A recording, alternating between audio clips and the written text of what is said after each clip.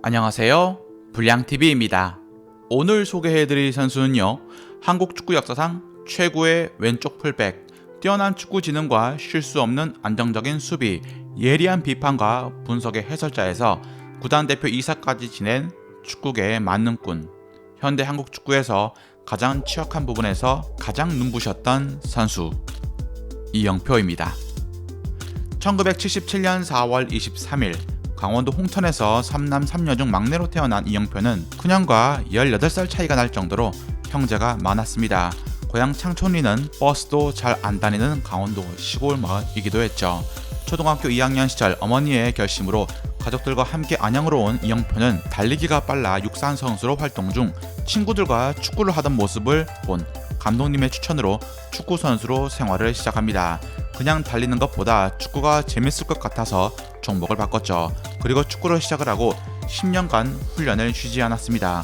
혼자 개인 훈련을 하고 줄넘기, 2단 뛰기를 하루에 1000개씩 3년간 했습니다. 마라도나를 보고 반한 이 소녀는 그의 현란한 드리블을 보고 그처럼 되고자 많은 드리블 연습을 하게 됩니다.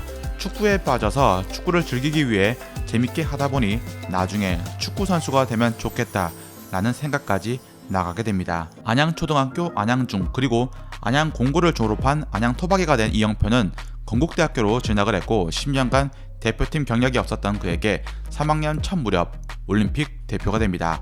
그리고 3개월 뒤엔 또 국가대표 선발이 됩니다.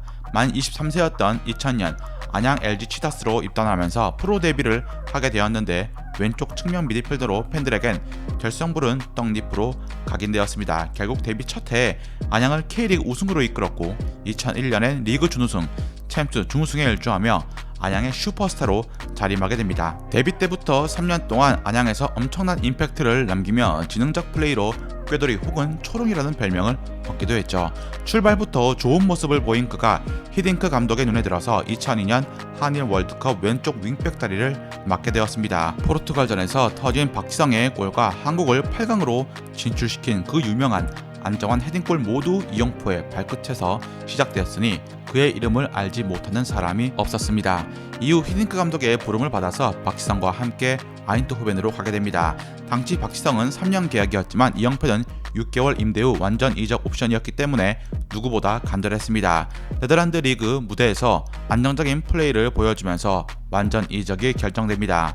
명문 아인토벤에서 순식간에 적응해서 주전자리를 꿰찼다는 것은 그만큼 실력과 가치를 인정받았다는 의미, 그리고 그곳에서 두 번의 리그 우승을 경험하게 됩니다. 특히 유명한 것은 2004-2005 챔피언스 리그 큰 활약을 펼치면서 팀의 4강 진출에 공헌을 합니다.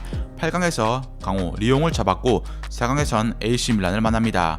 홈에서 2골 이상을 넣어야 했던 절박한 상황에 후반 이영표가 어시스트했고 코쿠가 동점골을 넣었습니다.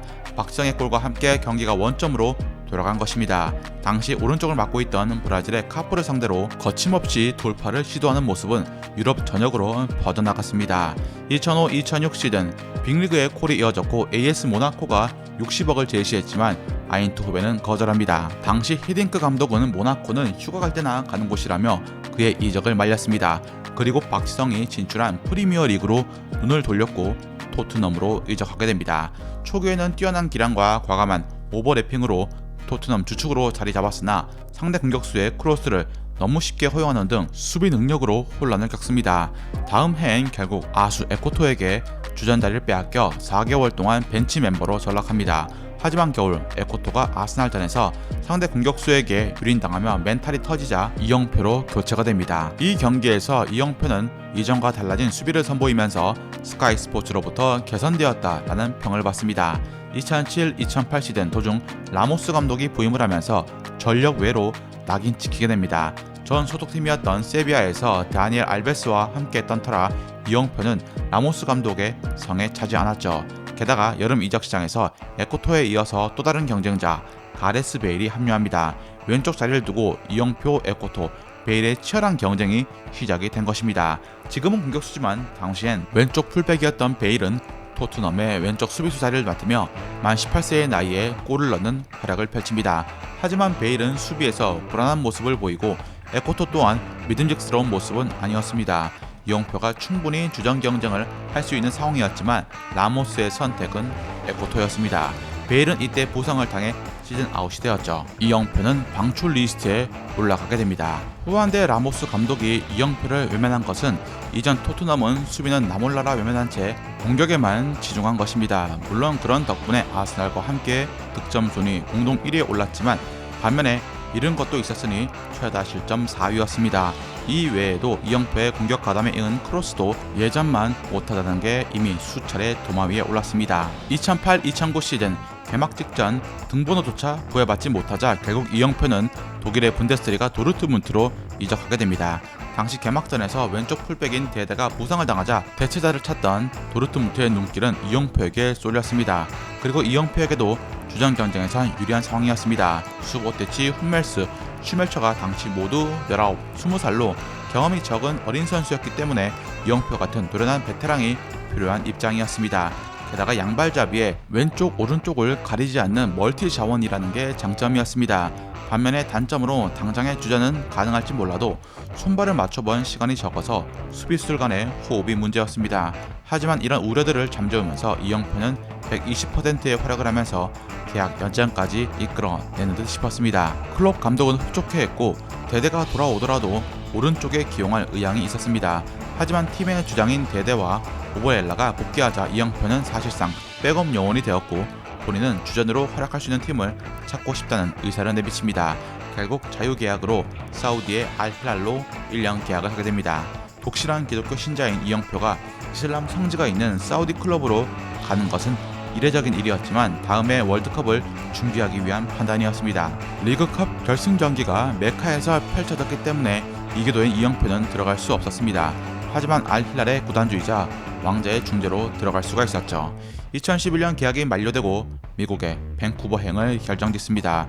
K리그 복귀도 고려했지만 스포츠 행정을 공부하고 싶은 자신의 바람을 위해서 미국행을 선택합니다. 소속팀 알힐랄이 백지수배를 내보이면서 잔류를 강력하게 요청했지만 이영표는 돈이 목적이 아니었고 떠나는 순간에도 다른 목적이 있어서 밴쿠버를 골랐다고 말했습니다.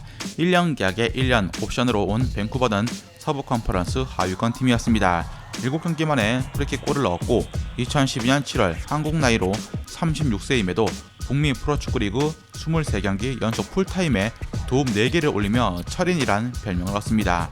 이 23번째 경기에서 골키퍼가 퇴장을 당한 가운데 수비에 온 힘을 쏟아 버드와이저가 선정한 MOM이 됩니다. 이런 이영표의 활약에 밴쿠버는 2012 시즌 9위에서 서부 중위권으로 탈바꿈합니다. 그리고 10월 23일 현역 은퇴를 공식 발표합니다. 시즌이 끝나면 은퇴하겠다고 밝혔고 5일 뒤 정규리그를 마지막 경기로 장식합니다. 그는 인터뷰에서 나는 행복한 사람이라며 선수 경력을 이어오면서 내가 기대했던 것보다 많은 것을 배웠다고 밝혔습니다. 마지막 경기에서 주장 밴드를 차고 90분을 소화한 뒤 추가 시간에 교체가 되었는데 교체 사인이 뜨자마자 박수를 쳐주는 동료들과 한 번씩 포옹한 뒤 내려왔습니다. 마지막 경기에서 팀 동료 카밀로가 PK로 골을 넣자 이영표에게 공을 가져다주는 감동의 세레머니를 펼쳤습니다. 오랜 시간 동안 국가대표팀으로 뛰며 127경기의 A매치를 치렀고 대한민국 최고의 풀백임을 증명한 선수이자 은퇴 직전까지 부동의 주전 자리를 지켰습니다. 특히 박지성이 왼쪽 측면에 위치할 때는 공격은 물론이고 수비에서 한상의 호흡을 보여주었죠. 이들이 있는 동안 대표팀은 어느 팀을 만나도 쉽게 밀리지 않았습니다. 월드컵 때마다 항상 우리 축구 팬들이 아쉬워하는 풀백 포지션, 누구보다 다재다능해야 하며 성실하게 움직이고 지능적이기까지 해야 했던 이 자리에서 빛났던 이영표는 한국 축구의 보석이었습니다. 즐겁게 보셨다면 구독과 좋아요 한 번씩 부탁드립니다.